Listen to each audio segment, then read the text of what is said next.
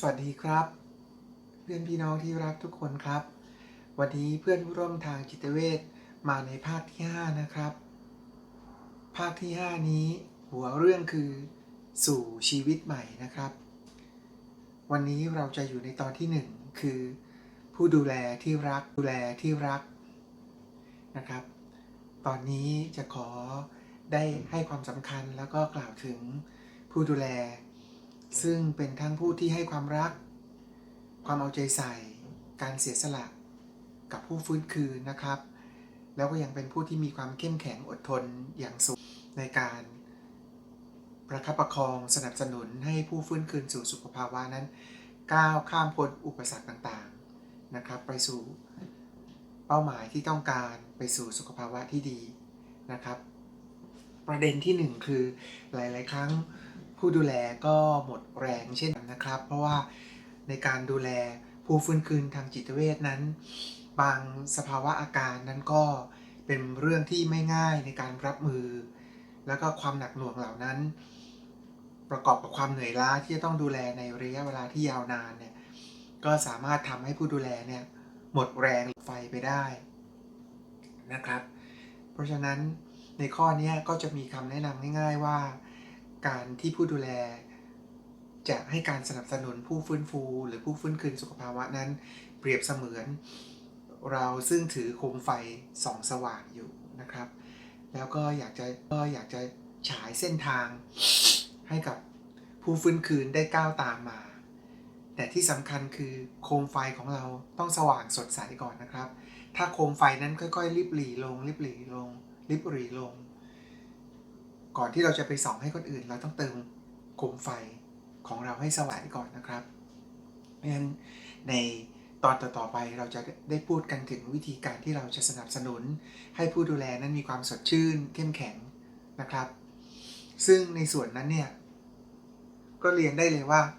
ผู้ฟื้นคืนก็สามารถมีส่วนที่จะสนับสนุนให้กับผู้ดูแลได้นะครับสิ่งไหนที่เราช่วยกันทำให้การฟื้นคืนสู่สุขภาวะนั้นก้าวหน้าคืบหน้าไปได้เราก็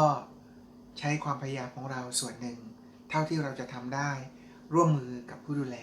นะครับถ้าจับมือร่วมกันอย่างนี้แล้วโอกาสไปสู่ความสำเร็จมันก็จะมีผลคืบหน้ามีความชื่นใจให้เราอย่างต่อเนื่องไปทุกๆวันเรื่อยไปนะครับในส่วนของผู้ดูแลนะครับในเรื่องที่2คือความช่วยเหลือที่เกิดขึ้นเนี่ยนะครับบางทีมันเป็นการดูแลผู้ฟื้นคืนโดยองค์รวมอย่างเช่นตัวผมเองเนี่ยอันดับแรกก็คือยอมรับว่าตัวเองเจ็บป่วยทางด้านจิตใจนะครับซึ่งได้กล่าวถึงวิธีการสื่อสารระหว่างผู้ดูแลกับผู้ฟื้นคืนไว้แล้วในภาคของการสื่อสารนะครับกลับไปทบทวนดูได้ข้อที่1คือยอมรับข้อที่2ก็มีการใช้ยาทางด้านจิตเวชซึ่งผ่านการวินิจฉัยโดยจิตแพทย์นะครับเป็นผู้วินิจฉัยแล้วก็จัดยาให้เราได้รับประทานนะครับนอกจากนั้นมันยังมีองค์ประกอบการฟื้นคืนสู่สุขภาพอีกต่อไปก็คือว่าในบางรายบางกรณีก็มีความจำเป็นที่จะต้องทำในเรื่องของจิตบำบัดนะครับข้อที่4ถัดไปก็ยังมีเรื่องของการทำกิจกรรมบำบัดนะครับแล้วก็ผมขออนุญาตเสริมในรายละเอียดอีกว่าในเรื่องของจิตอาสาคือเมื่อดีแล้วข้อที่5เรามีส่วนสนับสนุนหรือช่วยเหลือผู้เนี่ยมันก็จะเสริมพลังเพราะสิ่งที่เราแบ่งปันไปเนี่ยมันจะกลับมาสะท้อนมาที่ตัวเราเนี่ยอย่างคาดไม่ถึงเลยทำให้เราเกิดความมั่นใจเกิดความภาคภูมิใจแล้วก็เกิดความเคารพตัวเองยิ่งขึ้นนะครับนอกเหนือไปจากนั้นก็ยังมีเรื่องที่ทิ้งไม่ได้เลยคือเรื่องของการออกกำลังกายให้สม่ำเสมอนะครับเมื่อเหงื่อออกแล้วจะช่วยให้เอนโดรฟินแล้วก็ระบบสารเคมีในสมองนั้นปรับสมดุลมากยิ่งขึ้นแล้วยังกระทบส่งไปที่ข้อที่7อีกก็คือทำให้การนอนหลับนั้นทำได้ง่ายไม่ต้องฝืนนะครับออกกำลังกาย30นาทีถึง1ชั่วโมงสม่ำเสมอทุกวันตามกับบวกลบจากนี้นะครับจะทำให้เข้านอนได้ง่ายแล้วหลับลึกหลับยาวนะครับผมเข้านอนปิดไฟสนิทเนี่ยตั้งแต่3 ทุ่มแล้วก็ตื่นประมาณตี 5มันก็จะทำได้ง่ายนะครับแล้วข้อที่8ที่ยังทิ้งไม่ได้เลยคือสร้างร่องความเคยชินใหม่ในการมองโลกมองสิ่งต่างๆนะครับ ซึ่งทั้ง8ขั้นตอนเนี่ยมีผู้ดูแลเป็นผู้ให้การสนับสนุนประคับประคองส่งเสริมอยู่ตลอดเวลาเพราะฉะนั้นเราจะเห็นว่าองค์ประกอบเนี่ยมันมีหลายๆส่วนนะครับเพราะฉะนั้นบางครั้งบางกรณีที่การฟื้นคืนมันยังได้ไม่เต็มที่เนี่ยก็ขอเป็นกำลังใจให้ทั้งผู้ดูแลและผู้ฟื้นคืนว่าเราไม่ตำหนิโทษกันนะครับแต่เราค่อยๆมาช่วยหาจุดไหนนะที่มันยังเป็นจิ๊กซอว์ที่ขาดหายไปที่เราจะมาช่วยเติมเต็มกันนะครับแล้วในฐานะผู้ดูแลนะครับมันก็ยังมีในเรื่องของความรักความเข้าใจความอดทนนะครับแล้วก็การให้อภัย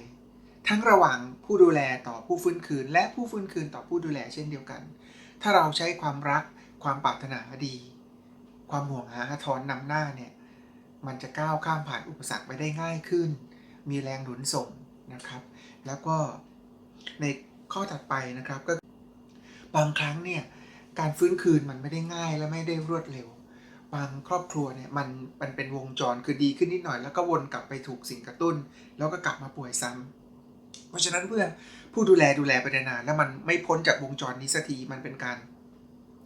เรื้อรังของอาการของโรคเนี่ยผู้ดูแลเองบางทีก็